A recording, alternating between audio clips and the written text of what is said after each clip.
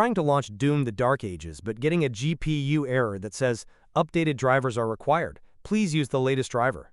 Don't worry. In this quick guide, I'll show you how to fix the outdated driver error in Doom: The Dark Ages on Windows 11 or 10.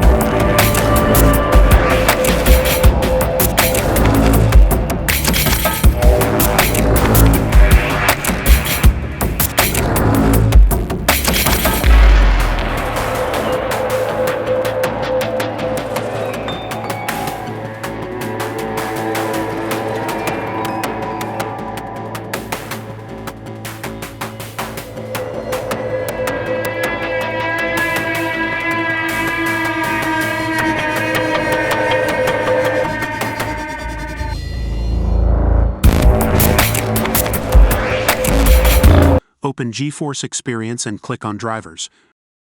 Press Download.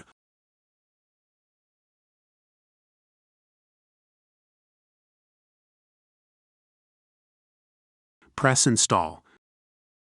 Select Express Installation and then press Continue. Now your NVIDIA drivers should be updated to the latest version.